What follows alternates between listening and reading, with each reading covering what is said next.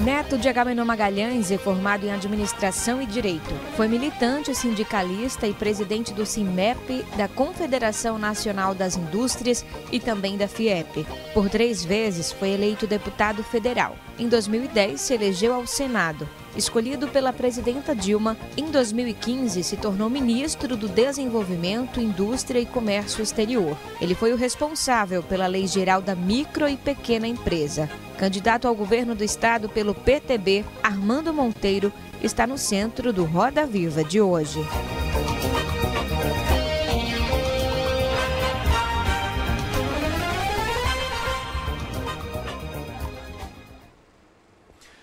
Olá, muito boa noite para você. Vamos iniciar mais um Roda Viva para todo o estado de Pernambuco. Hoje nós vamos conversar, entrevistar, sabatinar o candidato Armando Monteiro Neto, candidato pelo PTB, encerrando assim o ciclo de candidatos ao governo do estado de Pernambuco.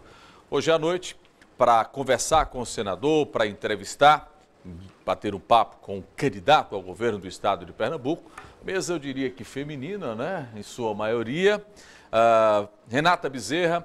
Renata é da Folha de Pernambuco, conosco essa noite, é colunista, vai conversar com o senador Armando Monteiro, vai discutir com os colegas aqui presentes. Vamos conversar também com Rebeca Silva, Rebeca que representa o AP9. Já esteve aqui Rebeca e participa mais uma vez aqui da mesa da rodada de entrevistas. Conosco, representando o jornal Diário de Pernambuco, o Sávio Gabriel. Sávio também já passou aqui pela bancada do Roda Viva, volta hoje para esse bate-papo, para esse fechamento aí com o senador Armando Monteiro Neto. Ulisses Gadelha, representando o jornal Folha de Pernambuco. O Ulisses também já participou do Roda Viva e vem hoje a brilhantar essa noite. Participando hoje do Roda Viva, representando o Leajá, a jornalista Tassiana Carvalho, conosco essa noite. E representando o jornal Valor Econômico, a Marina Falcão, também participando do Roda Viva desta noite para conversar com o senador candidato Armando Monteiro Neto. O traço do programa, a charge do programa com o Ronaldo Câmara, Ronaldo que é cedido gentilmente pelo Jornal do Comércio, conosco mais uma vez. Obrigado, Ronaldo. O telespectador pode participar do Roda Viva através das nossas redes sociais. Participe, interaja através do Facebook oficial, através do Instagram. As pessoas também nos acompanham através da Sky, através da Vivo, através da NET e a gente fala para todo o Brasil através das mídias sociais. Candidato Armando Monteiro Neto, obrigado pela atenção. Boa noite, seja bem-vindo ao Roda Viva Pernambuco. Muito boa noite, Aldo. É um prazer poder estar aqui e contando com a presença de tantos e tão respeitáveis profissionais da área de comunicação no estado.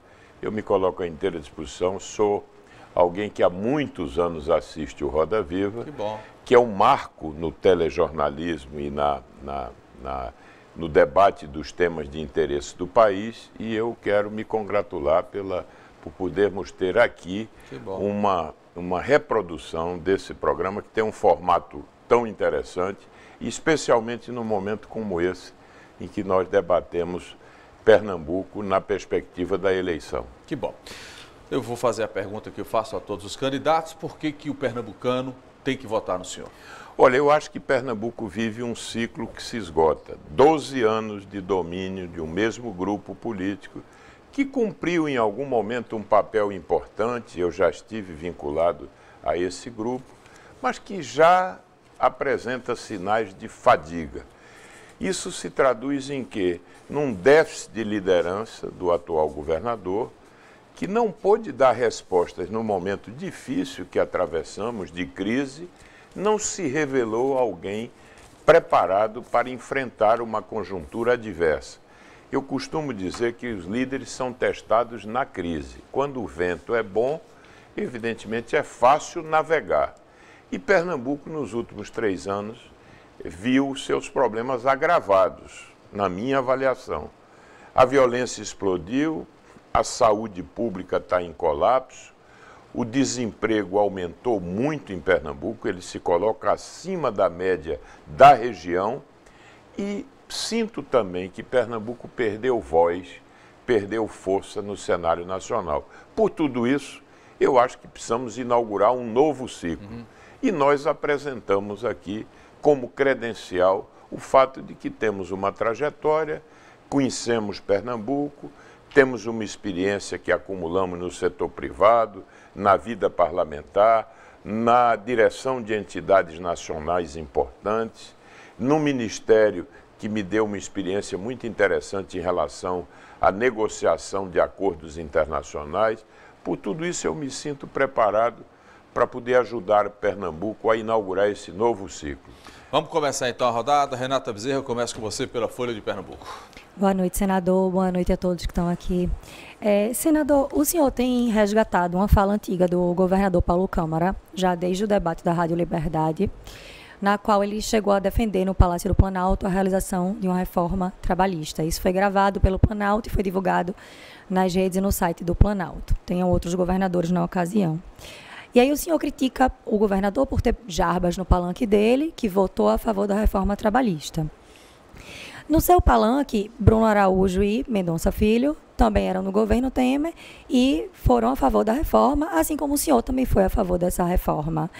O senhor se arrepende hoje de ter votado a favor dessa reforma trabalhista? Não, Renata, pelo seguinte, porque o mundo inteiro faz alterações na legislação trabalhista, porque o mundo do trabalho mudou muito, ele foi impactado por muitas transformações.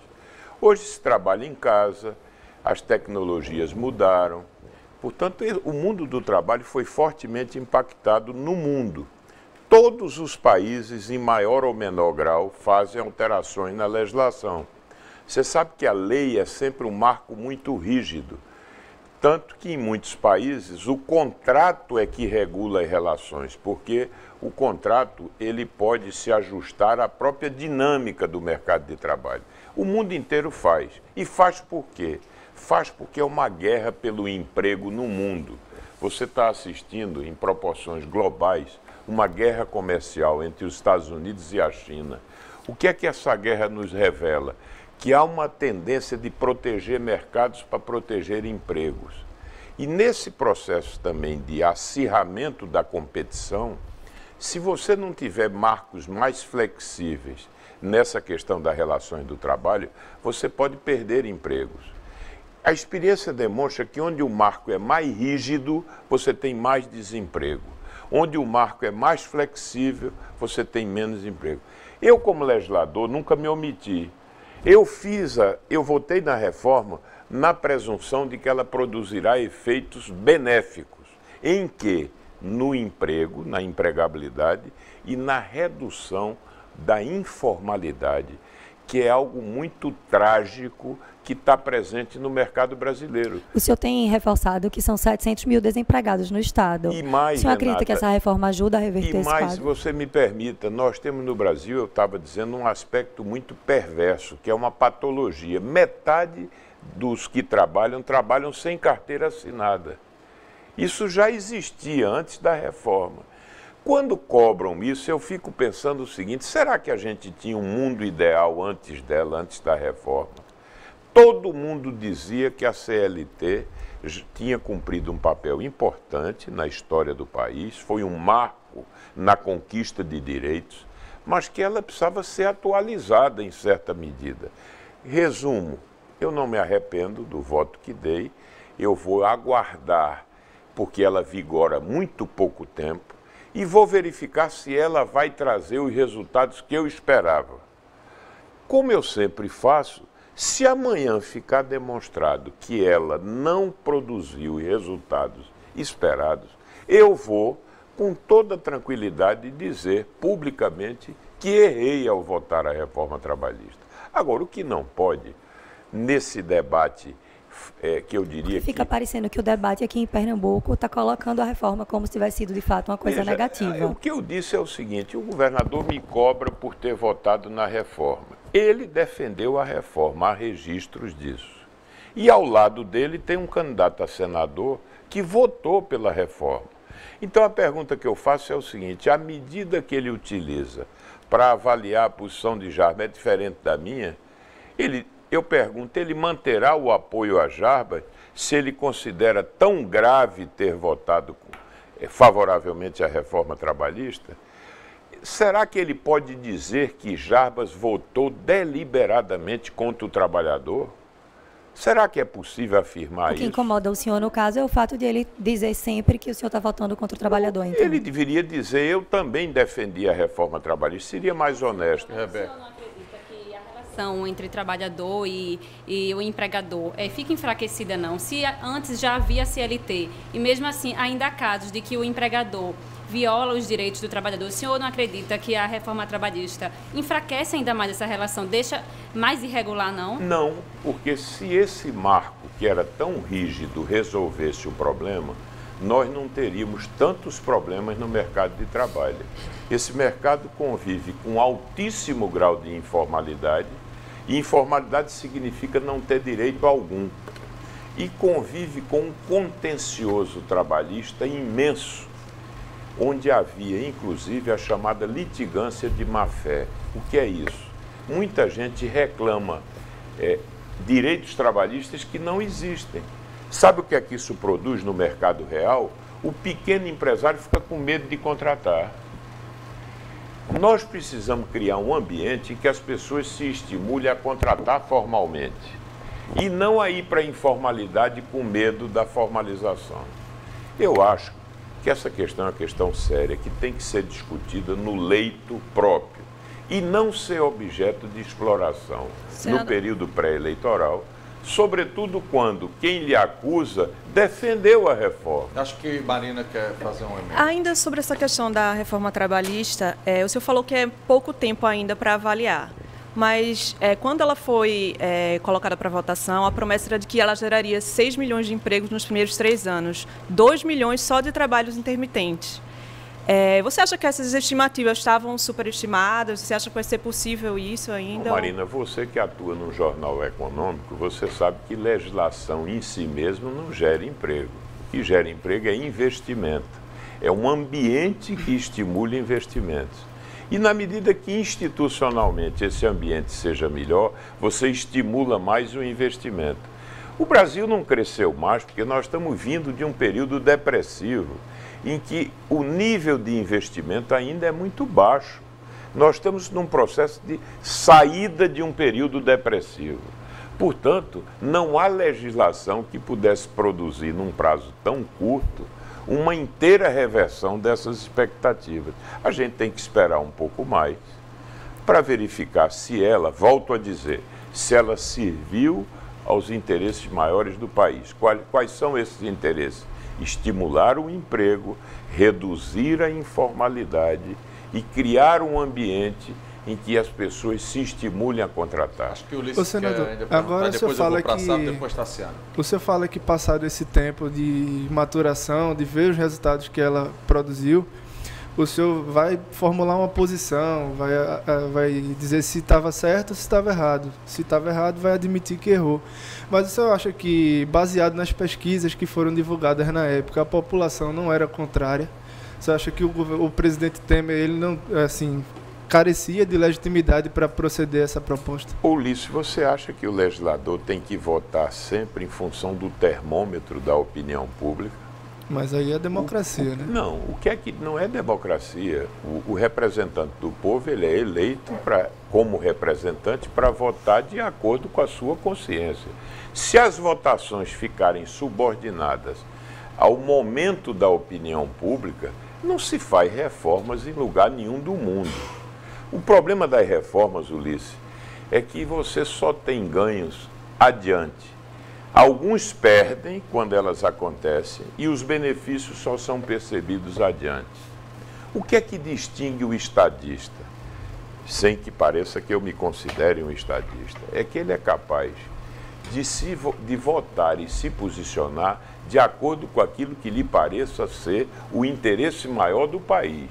E não ficar prisioneiro, vamos dizer, da opinião pública que se apresente naquele momento. Às vezes, é importante ficar contra a corrente e não a favor da corrente. Mas esse era o argumento que o presidente Temer usava para poder propor as reformas, né? Ele dizia que ia usar da impopularidade dele para... Alguém disse isso, que ele precisava, pelo menos, eu achei muito engraçado a época, que se dizia a impopularidade deve servir para alguma coisa. Sabe? Boa noite, senador, boa noite, Aldo, boa noite a todos aqui, a quem nos assiste. Senador, ainda sobre esse assunto, quando o senhor fala que, passado esse período, se o senhor vê que a reforma trabalhista não surtiu os efeitos necessários, para o eleitor, ele não poderia interpretar de certa forma como se eu estivesse chancelando um teste com algo que é tão importante para a vida deles? Não, eu não acho não. Eu acho que o homem público precisa ter essa condição. Quando ele chegar à conclusão de que votou errado ou que fez algo errado, ele tem que ter a coragem de vir a público dizer: eu votei de maneira bem intencionada, mas infelizmente as coisas não aconteceram como eu imaginava. Veja, é muito cedo para fazer essa avaliação. Eu quero só, já que a gente está falando um pouco do mundo, eu quero aproveitar para falar de duas experiências, a Alemanha e a França. A Alemanha, com um governo de esquerda na época, que era o Schröder, ele fez uma mudança, ele flexibilizou um pouco a legislação trabalhista. A França, na mesma época, tinha um governo conservador de Jacques Chirac e não fez. O fato é o seguinte, 20 anos depois, o trabalhador alemão tem uma renda 25% superior à do francês e muito mais produtividade. Então, eu acho que esses processos não podem ser julgados ao sabor do cálculo eleitoral. É preciso dar um tempo para verificar se isso vai ou não produzir resultados no interesse da sociedade. Quanto tempo? Vamos verificar, vamos avaliar. Não será em 8 meses ou 9 meses. Deixei para a Tassiana e depois eu vou para você. Tá. Tassiana, boa noite, Aldo. Boa noite a todos. Candidato, deixando um pouco de lado, né, quem é a favor das reformas, quem é contra as reformas, eu queria saber qual é a sua opinião hoje do governo Michel Temer, né, que tem uma rejeição histórica. Qual é a sua opinião como senador e como candidato? E, principalmente, queremos saber também quem é hoje seu candidato a presidente da República. Veja bem, primeiro ponto, eu fico à vontade para lhe responder porque eu lutei contra o impeachment. Eu fiquei até o último minuto ao lado da presidente Dilma e considerei que o impeachment foi um gravíssimo equívoco. Qual é o problema do Temer? O governo Temer tem um defeito de origem. Ele já nasceu com um déficit de legitimidade. Os governos só se legitimam de duas formas. Pela maneira como se elegeram, né, o tipo de, vamos dizer, de chancela popular, ou pelo desempenho. O Temer já chegou com um déficit de origem porque não tinha legitimidade. Foi alguém que chegou à presidência sem votos, fruto de um impeachment. E o desempenho do governo deixou a dever. Por várias circunstâncias, o governo dele não apresentou os resultados que a sociedade esperava. Portanto, se ele tinha um déficit de legitimidade na origem e se o desempenho do governo não correspondeu, ele tem uma situação de grande impopularidade. Agora, eu fico muito à vontade para falar disso porque eu não concorri para que ele assumisse a presidência da República. Quem ajudou em Pernambuco Temer ser presidente foi Paulo Câmara. Toda a bancada do PSB votou a favor do impeachment. Foi decisiva para o impeachment. E me estranha e até me constrange ver o governador agora, por mero cálculo eleitoral, fazer um arrependimento público, dizer que se arrepende de ter votado contra o impeachment. Aliás, uma manifestação que parece muito pouco sincera. É uma mera indicação do marketing, que diz, olha, você, para fazer agora esse alinhamento com o PT, você tem que começar dizendo que se arrepende de ter provocado o impeachment. Mas a sua segunda pergunta, para não fugir dela, eu ainda não anunciei a posição em relação ao candidato que vou assumir para a presidência. E lhe explico, eu tenho uma aliança ampla de 13 partidos. A essa aliança se vinculam 4 candidaturas presidenciais. O maior desafio que eu tenho é harmonizar esse conjunto. Por quê? Porque quando nós formamos essa coligação, desde o início eu disse, se o presidente Lula for candidato, eu voto nele. Mas também não fiz isso por cálculo eleitoral. Eu fiz porque o presidente Lula me apoiou em 2014. Esteve no meu palanque, defendeu o meu nome publicamente. Eu fui ministro de Dilma, eu lutei contra o impeachment. Portanto, se ele pudesse ser candidato à presidência da República, eu o apoiaria. E também porque ele fez muito por Pernambuco. Todos os projetos novos que chegaram a Pernambuco, os mais importantes, têm na sua origem uma ação de parceria do governo Lula à época com o governo Eduardo Campos. Ora, na hora em que ficou definitivamente colocada a impossibilidade da candidatura de Lula, eu tive que voltar a discutir essa questão com o meu conjunto. Eu não posso sair dizendo, olha, agora eu quero votar em Ciclano. Não, peraí. Agora o senhor só tem 12 dias. Peraí, né? eu tenho 12 dias. Qual é minha preocupação maior, Aldo? É harmonizar o conjunto, porque nós nos reunimos por Pernambuco. Essa frente foi constituída para poder oferecer a Pernambuco um novo caminho. Por que eu não tenho pressa maior, Aldo? Porque eu não sinto essa cobrança na população. Na rua. Essa cobrança está vindo mais da classe política e da gente, e né? da imprensa. Agora sabe o que é que eu digo? Eu digo o seguinte, digo, olha, qualquer que venha a ser o presidente da República, a gente tem que trabalhar com ele, Aldo. Tá. Porque Pernambuco, os problemas de Pernambuco são de tal gravidade hoje, eu só coloco para você o seguinte, esses projetos todos que estão parados em Pernambuco, como é que nós vamos retomar isso se não tiver um alinhamento com o governo federal? Um certo alinhamento. Olha, deixa eu pedir permissão para vocês, a gente já estourou o primeiro bloco, a Renata queria falar na volta, a gente fala. Vamos a um rápido intervalo, daqui a pouco a gente volta para dar sequência à entrevista com sua aguinha, essa daqui, pode tomar, água benta. Daqui a pouco a gente volta para o segundo bloco com o candidato ao governo do estado de Pernambuco, Armando Monteiro Neto. Acompanhe o Roda Viva, Pernambuco.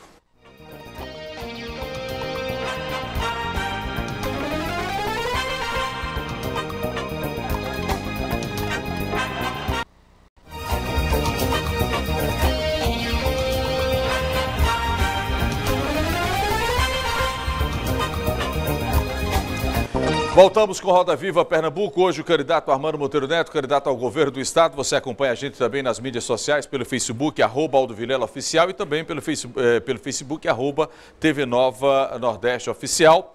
E também através do Instagram. Você que acompanha a gente em todo o estado de Pernambuco pode, inclusive, rever. Se você perdeu o primeiro bloco, é só acessar as redes sociais, tudo fica disponibilizado. Vamos voltar a esse segundo bloco. Renata, vou com você, depois tem Rebeca, depois Marina, enfim, a gente faz a rodada com o pessoal. Pergunta que eu ia fazer na esteira de Sávio, que é a questão da reforma trabalhista, para fechar. O senhor foi presidente da CNI, tem um trânsito grande aí entre os empresários e tudo. O senhor recebeu apelos dos empresários muito pesado para votar a favor da reforma trabalhista? Veja, eu defendo as reformas há muito tempo. Defendi no governo Lula e no governo Dilma. Até, Renata, eu queria que você pudesse ler um artigo que o ex-ministro de Nelson Barbosa, de Dilma, escreveu sobre a reforma trabalhista. Ele confessava que chegou-se a gestar no governo Dilma um projeto de uma coisa chamada Acordo Coletivo Especial, que era exatamente um marco para tornar mais flexível o processo de negociação. Então eu defendi a reforma durante toda a minha vida. Não seria porque eu não sou contra Temer que eu deixaria de votar, evidentemente com a análise que fiz do projeto. Lembrando que o relator dessa matéria é um deputado muito competente chamado Rogério Marinho, que fez um trabalho de muito fôlego e fez um debate no Brasil inteiro sobre esse tema. E esse tema, Renata, tem sido objeto de muito falseamento e de muita mentira. Por exemplo, o meu oponente está colocando nas redes que eu defendo redução de férias por conta do projeto da reforma. Mentira, não tem outra expressão. Por quê? O projeto não propõe redução de férias. O projeto, de maneira facultativa, permite que, se o trabalhador tiver interesse, ele parcele as férias. Se for do interesse dele, ele não tem obrigação nenhuma de aceitar parcelamento de férias. Outra mentira do meu oponente. disse que o projeto reduz o tempo do almoço. Mentira. Se o trabalhador quiser voltar para casa mais cedo, e muitos querem, ele pode sim, por acordo, reduzir o tempo do almoço. Mas ele não é obrigado, não tem caráter compulsório isso. Então o que acontece é que tem sido feita muita exploração sobre esse tema, tá certo? E é preciso ficar atento. Rebeca, depois Marina, depois Sávio. Rebeca queria perguntar. Senador, além da reforma trabalhista, o PTB, à época, fechou questão em relação à reforma da Previdência, né? Se mostrou favorável à reforma da Previdência.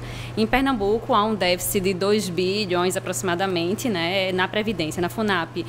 Se eleito, o senhor pretende também fazer uma reforma da Previdência? E se sim, quais são os pontos, os direitos que o senhor pretende cortar? Olha, Rebeca, o tema da reforma da Previdência, da discussão desse tema, ele está colocado no debate nacional. Essa questão está sendo endereçada a todos os presidenciáveis. Eu não vi nenhum ainda, de forma peremptória, dizer que o problema não existe. Agora, eu não votaria a proposta de Temer pelo seguinte, porque Previdência é um tema tão sensível, que tem um impacto intergeracional. Agora, desculpa, senadora, eu peço que ela está pegando a Previdência. Não, eu vou fazer... Está numa situação muito séria, desculpe, é um tema que eu tenho discutido muito, mas eles não se descolam, porque ela falou da coisa inicialmente da reforma do Temer, da reforma da Previdência. O que é que acontece? Esse tema, ele está colocado no debate nacional para a Previdência Geral, para a Previdência do funcionalismo puro e para os regimes próprios dos estados. Nós temos déficit em todo o sistema, crescentes os déficits. Como é que esse tema se comunica um com o outro? Se mudar a idade mínima na reforma geral, isso tem um impacto nos regimes próprios de previdência. Mas se eleito, quais são os pontos que o senhor pretende? Primeiro, a compreensão de que esse tema tem que ser encaminhado a nível nacional. Então, o senhor espera a definição nacional para agir no local? Não, nós vamos fazer uma ação coordenada com vários estados que precisam ter nessa discussão uma participação. Minas Gerais quebrou por conta do problema da Previdência. O Rio Grande do Sul está estruturalmente numa situação delicada há mais de 20 anos por conta do problema da Previdência. O Rio de Janeiro que está quebrado por conta do problema da Previdência. Há economistas muito respeitáveis que estão debruçados sobre esse problema. Um deles é Raul Veloso. O que é que Raul imagina? Que tem que se criar um grande fundo para ancorar o déficit atuarial dos regimes próprios da Previdência. É algo tão complexo.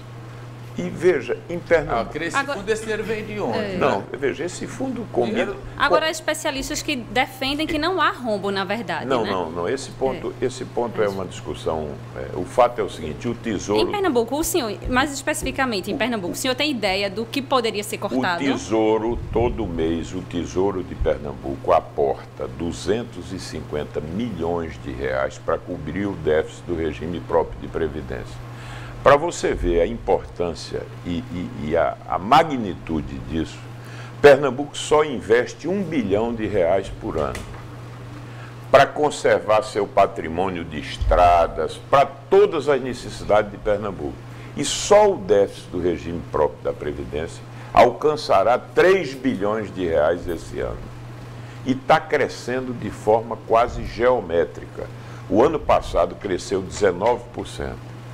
Sabe qual é a relação entre ativos e inativos? Hoje é 1 para 1. Já não comporta, essa conta já não fecha mais, né? E sabe qual é outro problema? Nós aprovamos o Fundo Complementar de Previdência aqui em 2013 e não implantamos, Aldo. Isso significa o seguinte, que se tivesse sido implantado, os entrantes no serviço público daquela data, a exemplo do que ocorreu no Sistema Nacional, estariam submetidos já ao teto da Previdência Geral. Mas o senhor está ciente que, se caso venha a ganhar o governo, já entra o ano com uma pancada forte aí, um problema sério a resolver. Veja bem, não há como escapar do problema. O problema está posto e é desafiador. Ele vai envolver a articulação nacional, O desenho de um fundo que ancore o déficit atuarial, você perguntou, bom, mas de onde vem isso aí? Esse fundo, Aldo, ele pode, segundo Raul Veloso, ele pode ser composto com parte da dívida ativa dos estados, tá certo? A dívida ativa, sabe qual é a de Pernambuco? Pernambuco tem na dívida ativa 15 bilhões de reais. Vamos dizer que uma parte disso pudesse ser securitizado. Tá. Você pode colocar os imóveis do Estado nesse fundo, ações de empresas estatais. Tem o que dar, tem o que dar então, veja, garantia, né? Nesse desenho, você vai desenhar esses fundos a nível estadual. Mas é evidente que tem que ter uma articulação com a reforma Agora, nacional. o senhor acredita que, criando esse fundo, haveria a possibilidade desses recursos serem transferidos para outras áreas? Porque um dos grandes problemas, segundo alguns especialistas, da Previdência é que, na década de 50 e 80, os recursos da Previdência, a receita, era utilizada em grandes obras, como a Transnordestina, entre outras. O senhor acredita que, com esse fundo, os recursos também não poderiam serão canalizados, né? Exato. Não, eu acho que aí a gente tem que fazer uma vinculação clara. Se é para ancorar o déficit atuarial, você tem que fazer uma vinculação. Agora, eu quero deixar... Mas é porque gato escaldado bem de água fria. Todo mundo lembra da CPMF, agora eu quero deixar... que é criado com uma coisa e termina agora distorcendo. eu quero deixar claro o seguinte: os direitos têm que ser respeitados. Os direitos são intocáveis. Os direitos são intocáveis. Marina... Esse é um ponto fundamental. Agora é uma questão que tem que ser encarada. Marina depois sabe, depois Ulisses, depois está sendo. Senador, aproveitando esse tema fiscal, né? O senhor tem prometido 13º para beneficiários do Bolsa Família e isenção de PVA para pessoas que têm motos cinquentinha. Mas a gente tem uma situação que o Estado está caminhando para mais um ano de déficit, embora esteja conseguindo pagar os funcionários, tem dificuldade de pagar fornecedores. Eu queria saber de onde vai vir a compensação de receita para cumprir essas promessas. Olha, Marina, eu andei fazendo um estudo, claro, das finanças do Estado. Eu não posso sair com uma proposta sem saber como é que eu vou, qual é a fonte. O Estado de Pernambuco tem de gastos de custeio 8 bilhões de reais. Nós temos uma meta de redução do gasto global de custeio de 5%. É uma meta plenamente alcançável. E de onde é que viria essa economia? Pernambuco tem muitos contratos de terceirizados, tem essas OSs da área de saúde, aliás, tem uma grande OS nessa área. Passam por elas quase 1 bilhão de reais. Então, nós temos um entendimento de que é possível obter uma meta razoável de 5% de economia. O senhor acabaria com as OS, é? Não. Ou abriria mais? Não. Eu vou fazer uma auditoria nas que nós temos aqui. Porque é preciso entender se a relação custo-benefício se justifica. Elas não são do Estado, elas cumprem um papel na matriz da saúde, dos serviços de saúde, porque são entidades mais flexíveis, mas é preciso saber se o custo-benefício está justificando o volume de recursos que elas administram. Voltando à Marina, nós temos a ideia de uma meta de redução do custeio global de 5%, o que representaria um espaço de mais ou menos 400 milhões de reais. O 13º do Bolsa Família, todos os especialistas no mundo reconhecem que o Bolsa Família é um programa muito eficiente de transferência de renda. Todos reconhecem. E você sabe por que o Nordeste, na última década, cresceu mais do que as outras regiões do país? Por conta da ampliação dos programas sociais e da política do salário mínimo. Esse dinheiro volta para a economia, ele circula na economia. Por que um 13º? Porque, Aldo, nessa crise, a perda de renda da população mais pobre em Pernambuco é estimada em 20%. Houve uma grande perda de renda. Agora, desculpa, o senhor já está contando esse dinheiro se o senhor conseguir economizar os 5%, né? Combinada com um elemento importante que foi o seguinte, que agravou esse quadro. 7 anos de estiagem. De seca. Então, nosso entendimento é que esse programa custa 100 milhões de reais por ano, alguma coisa desse nível, esse dinheiro retorna para a economia.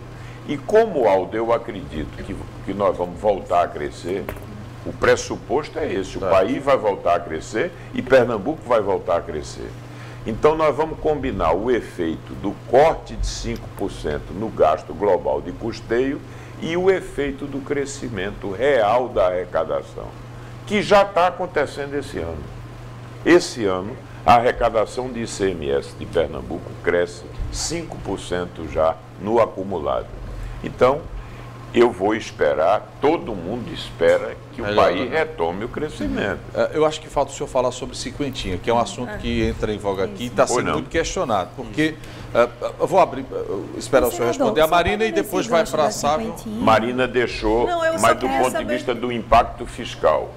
Então, o impacto fiscal combinado é absolutamente suportável na minha avaliação. Lembrando que a cinquentinha era isenta de IPVA até 2015.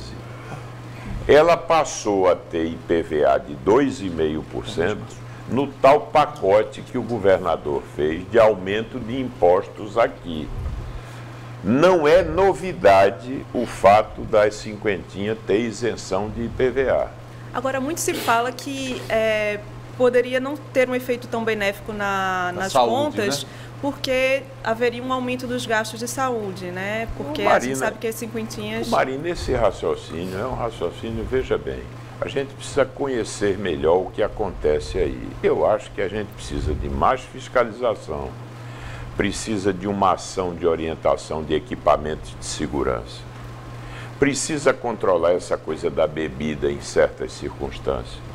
Porque se for por esse raciocínio, a gente termina por imaginar que o melhor era proibir a fabricação de moto. Porque se a moto produz tantos custos do ponto de vista social, é o mesmo raciocínio de que admitir que não se deve vender automóvel, porque 60 mil pessoas morrem no país de acidentes. O que nós precisamos é o seguinte: há problemas sérios de mobilidade. O transporte público não atende. Desculpa, senador, interrompê-lo, mas nesse caso, então, seria um libera geral, é? Não, não é libera geral. Nós vamos ter, naquela faixa, a isenção e uma redução na faixa seguinte. O que é que vai acontecer também? Nós vamos fazer um programa de parcelamento para os débitos existentes. Porque, Aldo... Paga o que deve. Porque, Aldo, as motos estão recolhidas em depósitos. As pessoas perdem uma ferramenta de trabalho. Isso impacta a economia dos municípios, porque você não vai para a feira, você não se desloca. A moto é uma ferramenta de trabalho. Imagine o seguinte: um encanador que pode fazer 2 ou 3 ou 4 clientes com a moto. Se ele não tiver a moto, Aldo, ele só pode fazer um. Eu queria passar para a Renata. Porque ele vai depender do transporte público, ele vai depender do... Então a moto é uma realidade. Esse assunto aí que o senhor está discutindo, que Marina puxa, inclusive hoje eu conversei com um candidato Sorilossi, que disse no meu programa de rádio na CBN que os candidatos, colocou o senhor e Paulo Câmara, estão copiando as propostas dele. Mas olha, eu queria dizer a Júlio, ao meu camarada Júlio, que ainda bem, se tiver propostas boas, por que não considerá-las?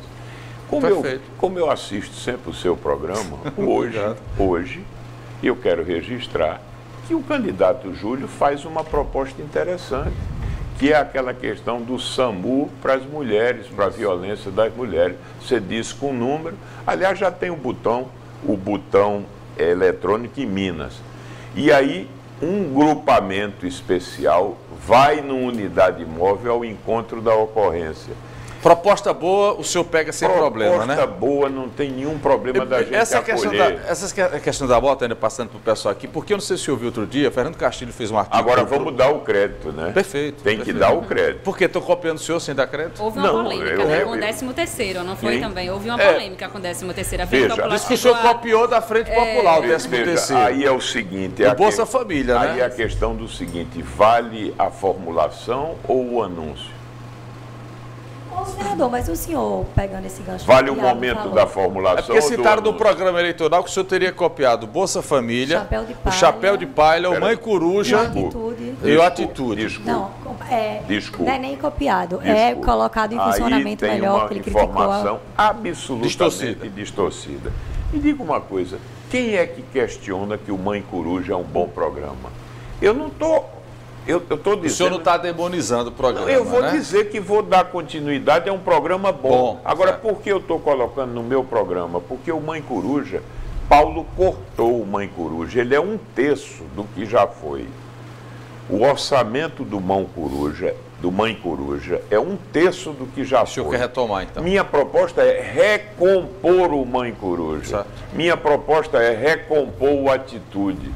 O Atitude, eu coloquei emenda parlamentar, à época, para colocar recursos no Atitude. Ora, se é bom o programa, por que é que eu não posso assumir? Perfeito. Renata tem que... E o Chapéu de Palha, para completar. O Chapéu de Palha. O Chapéu de Palha, nós já tivemos um orçamento de 81 milhões por ano no Chapéu de Palha. Esse orçamento caiu para 50. E o alcance dele, em termos de beneficiários, diminuiu. Nós falamos que vamos recompor, porque a realidade do canavieiro, do pescador e do homem que trabalha na fruticultura e que perde o emprego na entre-safra, fica sem renda, o Chapéu de Palha cumpre um papel. E por que não ampliá-lo? Perfeito. Deixa eu pedir permissão para o senhor, tem que fazer mais um intervalo. Na volta, nós voltamos com a Tassiana, o Sávio e o Ulisses para perguntar, e novamente Rebeca, Marina e Renata. Participe do Roda Viva Pernambuco através das nossas mídias sociais, o @AldoVilela_oficial, o @TV Nova Nordeste Oficial. Lembrando que após o programa, quando a gente encerrar hoje o programa, a gente vai fazer uma live de 3 minutos mais ou menos com o senador Armando Monteiro Neto, para que ele possa responder ao internauta. Rápido intervalo, daqui a pouquinho a gente volta com o Roda Viva Pernambuco. Hoje, o candidato Armando Monteiro Neto.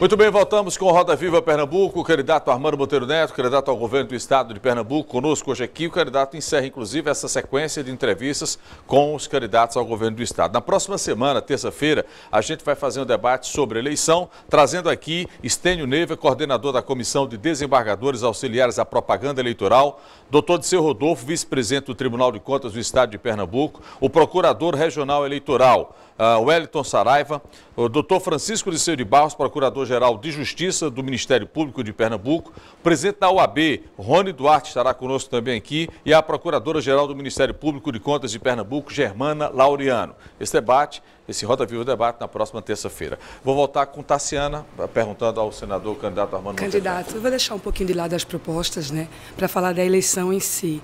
O senhor falou numa entrevista recente, algumas entrevistas, que a eleição de 2018 é diferente da de 2014, porque não há mais a presença do ex-governador Eduardo Campos, né? Inclusive o senhor chegou a dizer que os votos que Paulo Câmara recebeu naquela época seriam uma espécie de homenagem pela morte do ex-governador. E eu queria saber do senhor se o senhor continua pensando dessa forma e se o senhor acha que pode sim ir para o segundo turno e vencer essa eleição, ou no primeiro, se for o caso, Tassiana, sem a presença do governador. Veja, né? Não há dúvida nenhuma que aquele fato foi muito impactante no processo eleitoral. Foi como a facada do Bolsonaro? Uma morte, não. Veja, eu diria que algo... Fato que mudou? Algo em termos relativos muito maior, porque vamos reconhecer, o Eduardo Campos era alguém que tinha uma grande liderança, que naquele momento estava oferecendo um projeto presidencial a Pernambuco também. Ou seja, o pernambucano projetou na candidatura de Eduardo um grande momento de afirmação de Pernambuco. Portanto, foi um trágico acontecimento que nós todos lamentamos, criou uma imensa comoção e teve, sim, um efeito no processo eleitoral. É muito difícil contar a história do que poderia ter sido. mas que aquele clima de comoção condicionou em grande medida o resultado eleitoral, então a eleição se revestiu também de um caráter, de uma homenagem até justa à figura do ex-governador Eduardo Campos. O que é que eu digo? Eu digo que a essa homenagem se seguiu depois uma decepção, porque a sensação que nós temos hoje é de que Pernambuco andou para trás. Aliás, eu gosto de dizer andou de lado. Por que não andou para trás? Porque o povo de Pernambuco é um povo trabalhador, guerreiro e que foi à luta, apesar de todas as dificuldades. Mas Pernambuco anda em duas velocidades. A velocidade do povo, que reclama um sentido de urgência para o enfrentamento dos seus problemas, na segurança, na saúde, e a velocidade do governo, que é um governo câmara lenta, um governo pesado, um governo burocrático, um governo que não dá respostas adequadas. Mas, candidato, só Desculpa, Tassiana. Mas o senhor se coloca como candidato da mudança. Mas como convencer os eleitores que estão indecisos que o senhor, que realmente já faz parte da velha política, segundo os opositores, como fazer eles acreditarem que o senhor pode sim mudar, né, o Estado aí para melhor e não ser mais apenas um? O que é que você considera velha política? Velha política, para mim, se traduz numa noção não de idade, é isso que você quer traduzir? Ou de métodos, ou de práticas? Dependendo, né? Não, alguns dependendo. opositores dizem que a sua trajetória, ela é, às vezes, adversários. Então, eu acho que, assim, há eleitores que acreditam que o senhor pode, sim, ser uma nova mudança para o Estado. Porém, o senhor tem aí uma trajetória bastante longa que traz críticas e elogios, né? Olha, veja, todo homem público está sujeito a críticas e a elogios, ao escrutínio das opiniões e das pessoas.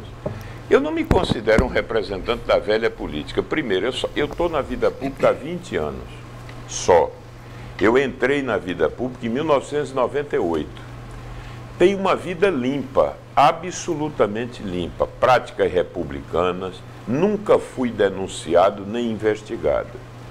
Sou alguém que teve uma experiência em outras áreas, sintonizado com as mudanças que ocorreram na sociedade. O que é o novo? O novo é a novidade ou o novo é a capacidade das pessoas, independentemente da idade, entenderem a natureza das transformações que ocorrem no mundo?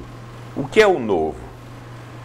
Então eu me sinto, pelo contrário, eu me sinto alguém maduro para oferecer a Pernambuco um caminho alternativo. Agora, um caminho seguro, que não seja um salto no escuro. Portanto, nós estamos aí com um conjunto de políticos, ninguém faz nada sozinho, eu tenho um conjunto de forças políticas que podem sim oferecer a Pernambuco um novo caminho.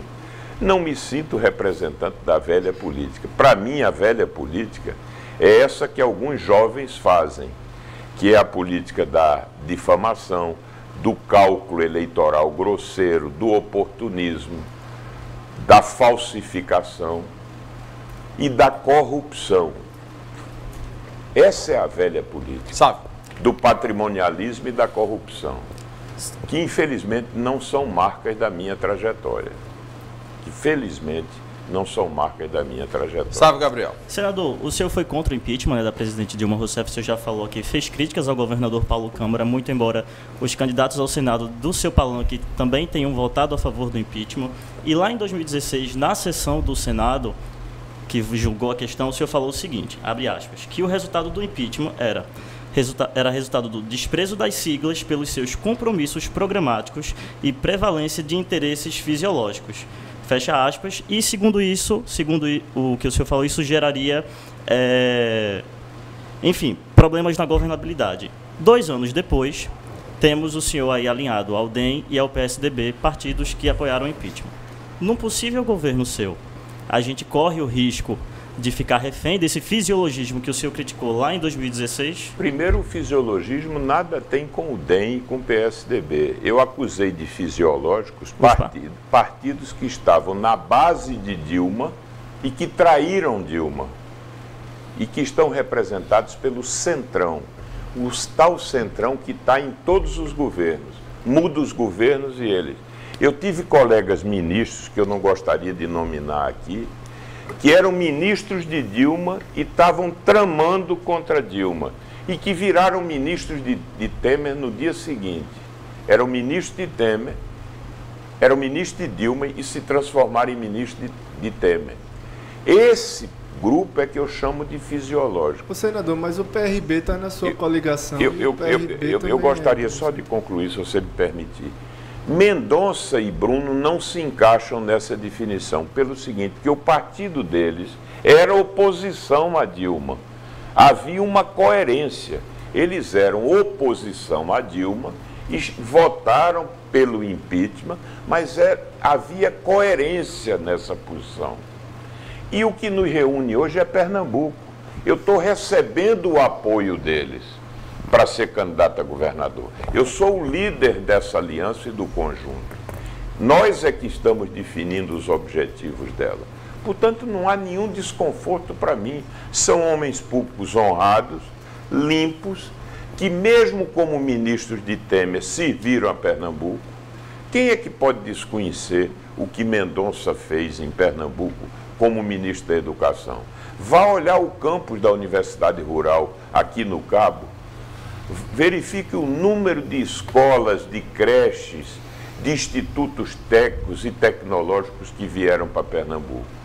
E Bruno foi um ministro das cidades que também trouxe investimento para Pernambuco. Eu não sinto nenhum desconforto de caminhar ao lado deles, pelo contrário. Senador, agora esse argumento aí de que está unido pelo Estado é o mesmo argumento que a Frente Popular usa pela aliança PT-PSB e que sua chapa também critica bastante, não é isso? Veja, só que é diferente na minha avaliação, porque lá há uma posição clara de oportunismo. Paulo Câmara votou em Aécio, trabalhou para derrubar Dilma, trabalhou para alijar Marília Arraes da disputa, fez um arrependimento público de não ter votado pelo impeachment. Tudo isso se faz por cálculo eleitoral, o mais grosseiro. Deixa eu ir para Ulisses, depois Marina quer... Aliás, essa crítica se estende, a meu ver, a Jarbas Vasconcelos, que, a meu ver, por mero cálculo eleitoral também, está maculando uma biografia que era indiscutivelmente, que foi construída com uma marca de coerência. Ulisses, que acho que é em cima da pergunta de Sá. PRB, sim. Não, mas aí eu tinha uma outra pergunta para formular. O senhor falou que tem uma trajetória com o ex-presidente Lula, que por isso votaria nele, e aí remonta de muitos anos essa sua trajetória com ele. Mas o que acontece, apesar de o senhor ter estado junto com ele em 2014, de ter estado junto com o PT, apoiado a candidatura de João Paulo para prefeito em 2016, a última eleição, essa eleição o PT não lhe apoiou, não veio junto ao senhor. Em outros estados o PT foi acusado de se aliar, como em Pernambuco, a políticos que votaram a favor do impeachment. Então o senhor não acha que o ex-presidente Lula mereceria críticas pela posição que tomou na condução do partido? A política, nós temos que ser realistas. O que definiu o processo em Pernambuco foi o problema nacional da aliança PSB-PT. Eu não teria importância para poder justificar algo que pudesse, vamos dizer, condicionar uma aliança que foi feita a nível nacional. Eu não tinha sequer um partido para oferecer a Lula no plano nacional. Portanto, eu entendo a circunstância. Outra coisa também, eu nunca fui petista. O PT, na época de Lula, era um partido aliancista. Você lembra quem foi o vice-presidente de Lula? Um empresário, Zé de Alencar. Quando veio o processo do impeachment, o PT começou a caminhar para uma posição menos aliancista. Tanto que em Pernambuco passou a defender uma candidatura própria. Ficou isolado. Eu nunca me manifestei contra a candidatura própria do PT, sempre respeitei, dizendo, olha, houve um momento que eles preferiram fazer aliança. Agora eles querem construir uma candidatura própria. É legítimo isso.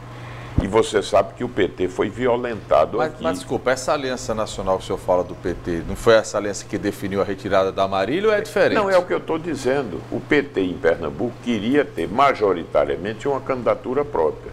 Mas como que definiu isso? Foi a Aliança Nacional? Entendo. Mas aí, veja, aí aquela coisa, foi golpe ou não foi golpe na Marília? Mas claro que foi. Que foi golpe. Mas ainda a questão do PRB. Sim, o PRB, você falou que criticava nessa ocasião os partidos do Centrão e o PRB faz parte da sua coligação. O PRB é um partido que caminha com o senhor desde 2014. Qual é o problema do PRB fazer parte da minha coligação? Porque você falou que o Centrão era o segmento da Câmara que tinha sido fisiológico no episódio do impeachment. Ela me cobrou o fato de eu estar na companhia de Mendonça e de Bruno, que votaram pelo golpe. O fato do PRB me apoiar não é problema nenhum. O deputado Silvio Costa Filho é o presidente do partido aqui. É uma pessoa com quem eu sempre tive afinidade. Mas nacionalmente o PRB não tem comportamento fisiológico? O PRB esteve no governo de Dilma, eu não tenho essa lembrança. Deixei para a Marina. Marco Pereira não foi ministro dela, não. De Dilma? Não. Nunca soube disso. Marco Pereira foi ministro de Temer. Marina, depois eu vou para a Renata e tem Rebeca. Senador, sobre a questão ainda da eleição nacional, não ficou claro se o senhor vai declarar apoio no primeiro turno ainda a algum candidato. E em relação ao segundo turno, diante dessa possibilidade, probabilidade de que ocorra uma disputa entre o deputado Jair Bolsonaro e o ex-ministro Fernando Haddad, como você está enxergando essa polarização? O senhor vai se posicionar no segundo turno?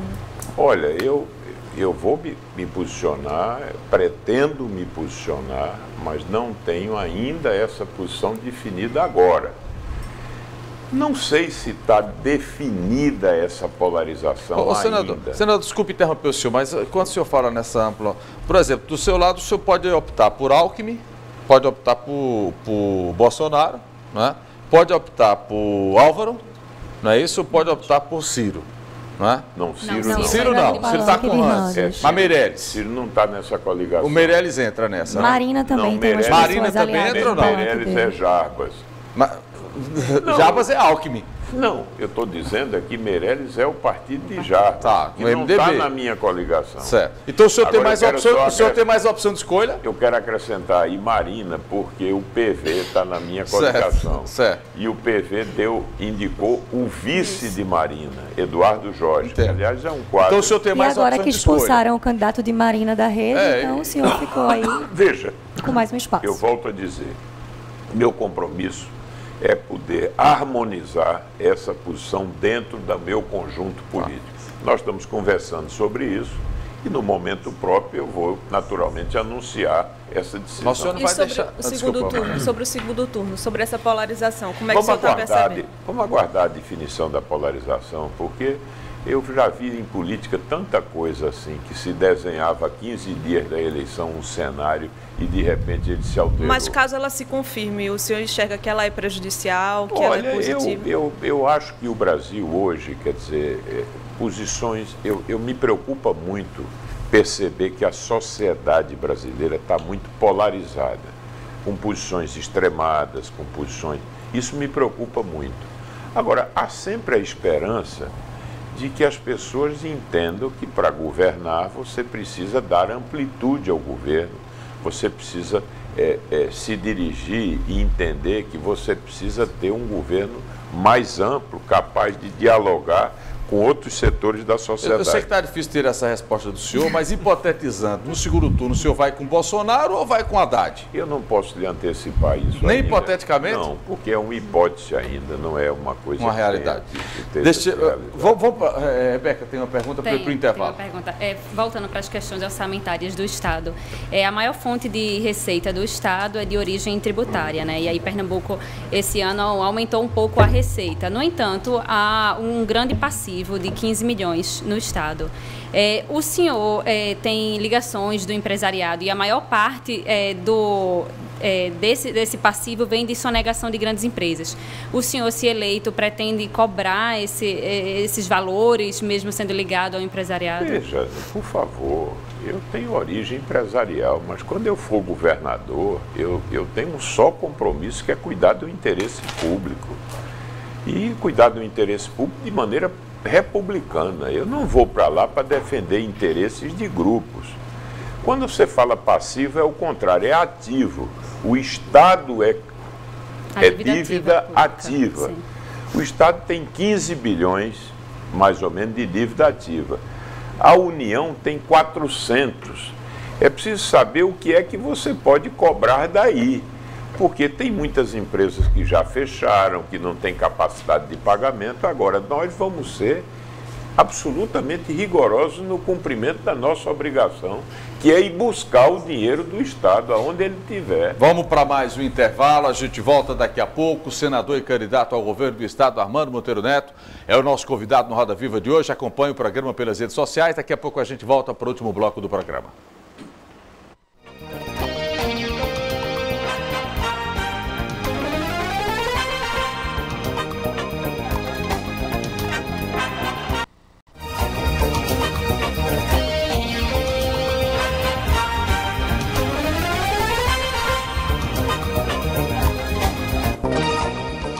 Muito bem, voltamos com o último bloco do programa Roda Viva Pernambuco. O candidato Armando Monteiro Neto hoje é o nosso convidado aqui no centro do Roda Viva Pernambuco, finalizando essa sequência de entrevista. Todos os candidatos passaram pelo programa. Vamos voltar para o último bloco. Senador, dando uma olhada no seu plano de governo, alguns tópicos do plano de governo: delegacias funcionando 24 horas, 12 centrais de comando de inteligência em todo o estado, resgate do Pacto pela Vida, que o senhor citou, prevenção e proteção às mulheres vítimas de violência, policiamento ostensivo e patrulhas rurais, plano de cargos e banco de horas remunerado para os policiais. Então tem muitos tópicos aqui para a segurança. Esse dinheiro vem da economia dos 5% que o senhor vai fazer? Sem dúvida nenhuma, Aldo. E mais, lembrando que o Estado não investe na área de segurança, investe muito pouco. Por exemplo, em inteligência, que é o que todo mundo está fazendo, é investir em inteligência. Inteligência é software, são programas de monitoramento, desenvolvimento de sistemas de monitoramento. O Estado está investindo muito pouco. E o que se constata, apesar da propaganda que faz na televisão, é que o efetivo da Polícia Militar é o mesmo de 2015, porque eles falam do que contratam, mas não falam de quem se aposenta. E há também um número ainda expressivo de policiais militares que não estão atuando na ponta, estão cedidos a órgãos do Estado. Por exemplo, eu tenho uma ideia, que é utilizar egressos do serviço militar para cobrir e ocupar funções administrativas. Para liberar... Devolve o policial para liberar aquele policial que recebeu uma formação técnica que custou tanto à sociedade e que não pode estar em função burocrática, como auxiliar administrativo. Renata, vou começar. O senhor falou em recompor o Mãe Coruja, o Atitude, Chapéu de Palha. Ainda tem essa questão das cinquentinhas, que representam um gasto de 500 milhões. O senhor mesmo já chamou a atenção na saúde para esse gasto, para alguma forma de solucionar o gasto que os acidentes de moto representam para a saúde no Estado. O senhor foi um dos que votou a favor da PEC do teto dos gastos, que ingessa verba para áreas fundamentais. Como é que fazer tudo isso? O senhor, se for eleito, essa PEC do teto dos gastos não vai atrapalhar? Olha, especificamente em relação a essa área daqui da saúde, eu não vejo como o teto vai prejudicar, porque você corrige o teto pela inflação. Nominalmente, você vem corrigindo a receita. Então, o que está havendo aqui é que o Estado não está cumprindo repasses, por exemplo, para os municípios, do que ele complementa, por exemplo, na atenção básica. Hoje o Estado deve aos municípios uns 200 milhões de reais. E aí o que é que acontece? Volto a dizer, nós precisamos verificar essa conta das OS aqui. Tem R$1 bilhão que transitam por essas OS. Você acha que vai economizar, então, quando fizer essa auditoria? Seguramente nós vamos fazer isso e vamos também melhorar a gestão, qualificar serviços. Mas aí não é só saúde, né? Saúde, educação, essa PEC do teto, ela ingessa em várias áreas. Todos esses setores. Exatamente. Veja, mas ingessa não engessou ainda. E se o país cresce, você vai recompondo esse teto. Na realidade, o teto, Renata, ela coloca um elemento interessante, que é o seguinte: é você discutir as verdadeiras prioridades do orçamento. Há muitos programas que estão no orçamento da União que não têm dado resultados para a sociedade e que, portanto, precisa agora ter uma avaliação rigorosa de prioridades. O Brasil precisa definir prioridades. Mas o governo federal, por exemplo, tem um déficit enorme. Se não houver uma disciplina em relação à expansão do gasto, o que é que vai acontecer? Aumenta a dívida pública, aumenta a dívida, aumenta o déficit e nós poderemos estar trazendo a inflação de volta. Agora, senador, como é que o senhor vai economizar mais aqui no Estado? O senhor falou dessa coisa de 5%.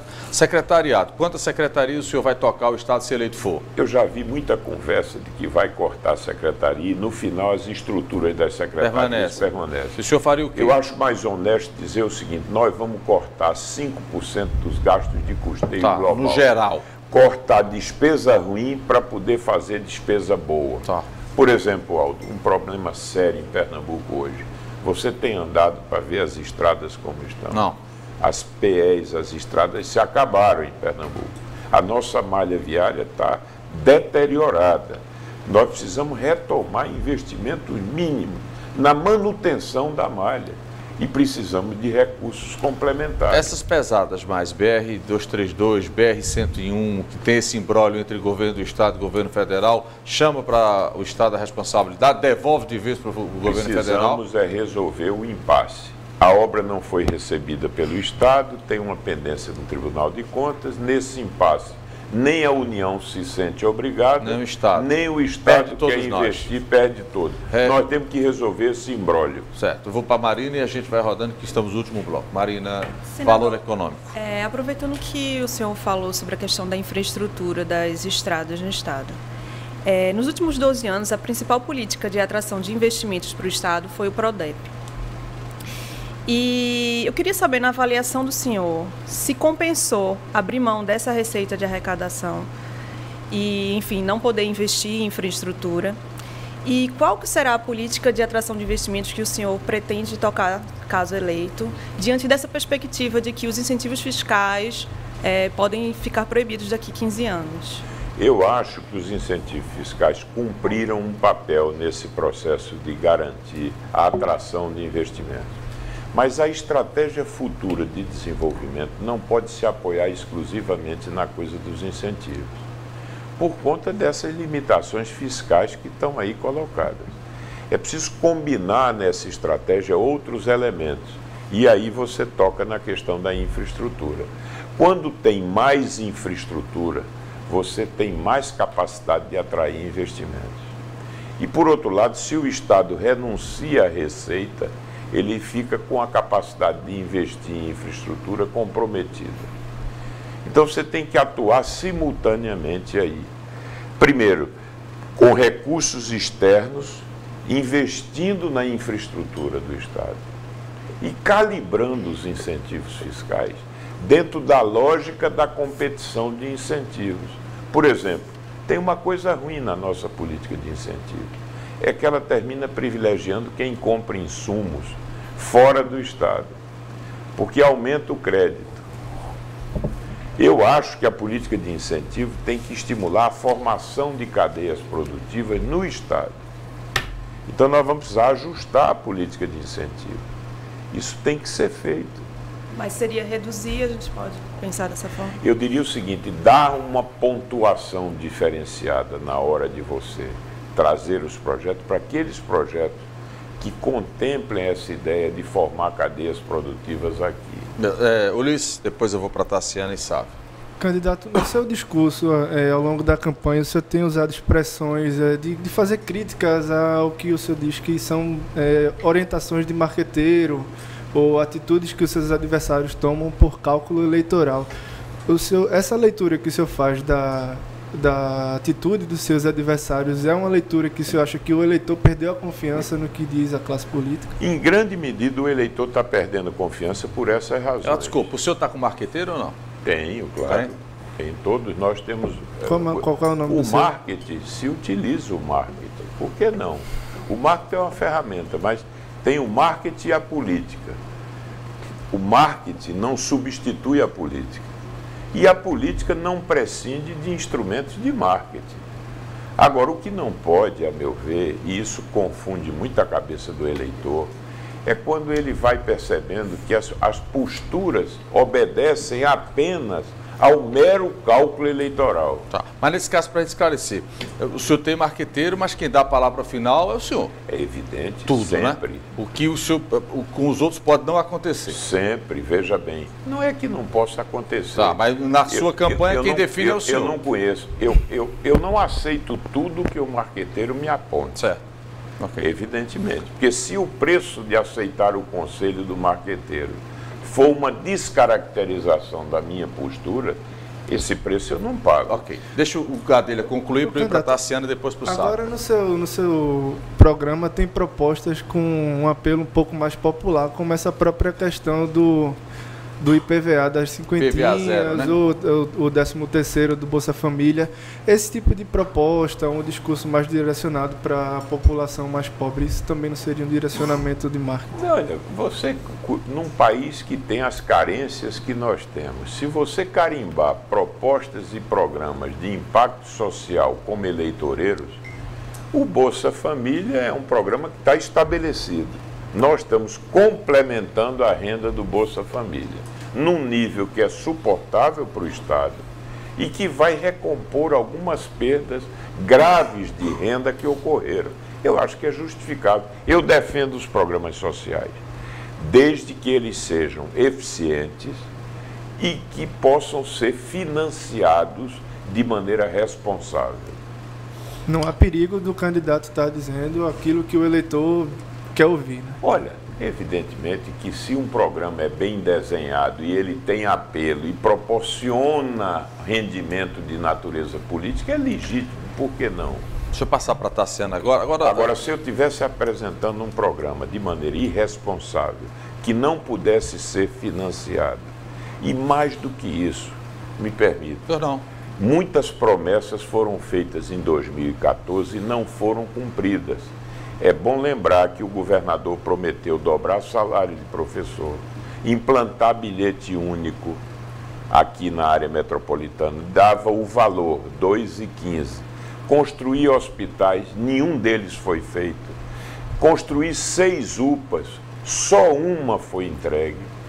E agora tem uma nova geração de promessas do mesmo governador que não cumpriu as promessas. Você acha que o eleitor se deixou seduzir? Eu acho que ele se desencanta muito, o eleitor. Vamos para a Tassiana, para a gente rodar, depois eu vou com o Sábio. Candidato, vou voltar para a área de segurança pública, porque o governador vem insistindo que fez o maior investimento da segurança pública da história de Pernambuco, né? Eu gostaria de saber do senhor, o que o senhor acha do Pacto pela Vida? Se é um programa que, caso eleito, o senhor continuaria, ou se o senhor acha que o programa faliu. Está no meu programa. E também só para complementar, a questão da mobilidade, né? As passagens de ônibus, anos após anos, os aumentos aí das tarifas, os usuários não aguentam mais. O que é que o senhor também pode prometer aí no caso para os eleitores? Essa questão toda é muito delicada. A questão, por exemplo, de passagem de ônibus. Isso envolve subsídios que precisam ser cobertos de maneira responsável. Precisa ter um estudo sobre isso. Eu não posso me arvorar a fazer proposta de bilhete único como foi feita e depois ficar desmoralizado por não ter condições de implantar.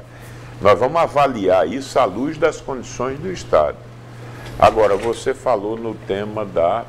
Pacto pela Vida, se o senhor, caso eleito... Está no meu programa o resgate do pacto. Por quê? Porque o modelo de governança do pacto é um modelo interessante. É um modelo interinstitucional, em que você traz várias instituições para a governança do pacto. Portanto, esse modelo pode ser reformulado e aproveitado.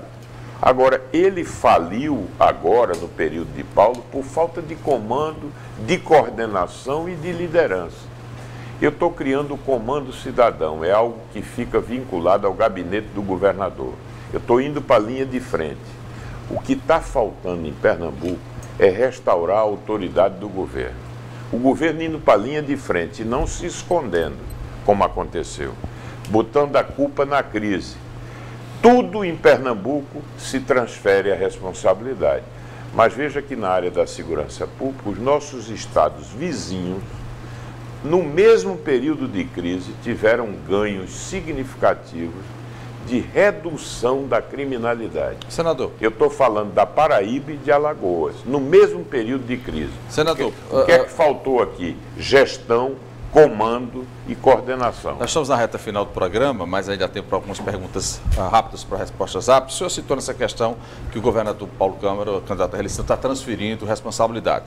O que a gente tem notado dos últimos dias é o guia eleitoral do senhor batendo forte demais no candidato Paulo Câmara. De agora até o dia 4 vai ser pancada sustenta, é? Veja, bater em Paulo, me desculpe, eu não estou batendo em Paulo. No governo, na gestão. Mas, claro, se nós somos uma proposta alternativa e se nós admitimos que é o sentimento dominante em Pernambuco, de que o governo ficou devendo em várias áreas, eu tenho que apontar as promessas que foram feitas e não foram cumpridas.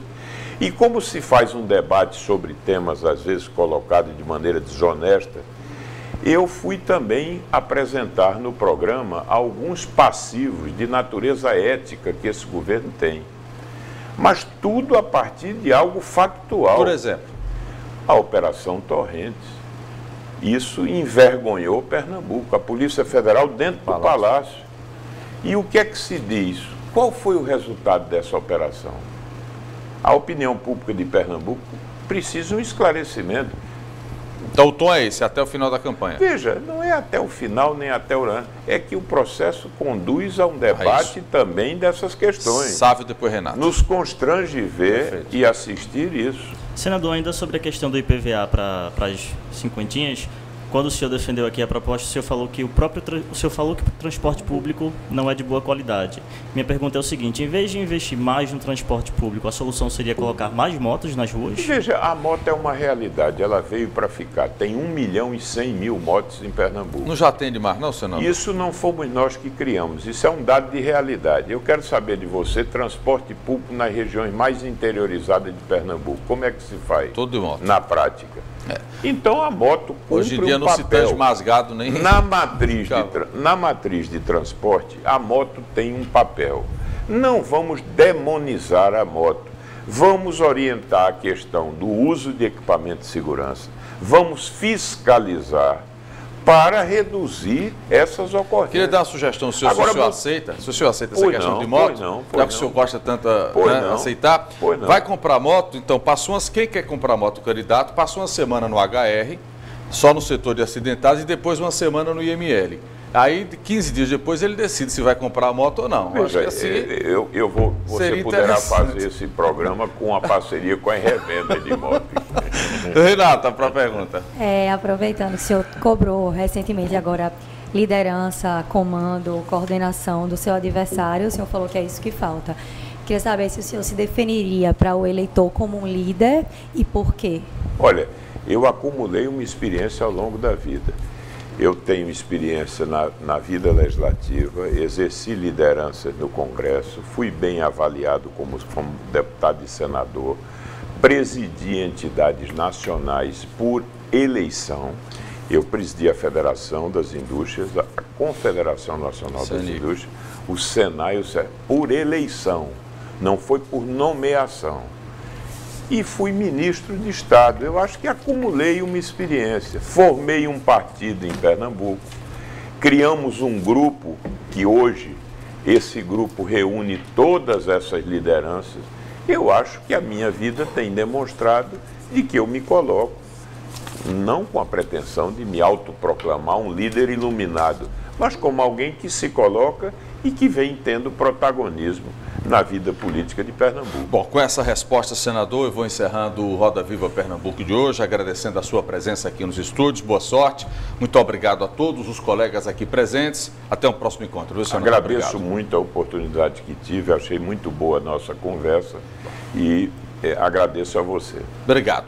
Obrigado a você que nos acompanhou em mais um Roda Viva. Na próxima terça-feira estaremos recebendo aqui Estênio Neiva, Disseu Rodolfo, Wellington Saraiva, Francisco Liceu Barros, Germana Laureano e Rony Duarte. Vamos debater eleições 2018. A todos muito obrigado pela atenção. A gente continua pelas redes sociais. O senador Armando Monteiro vai responder a perguntas de internautas. Boa noite e até o próximo encontro com Roda Viva Pernambuco.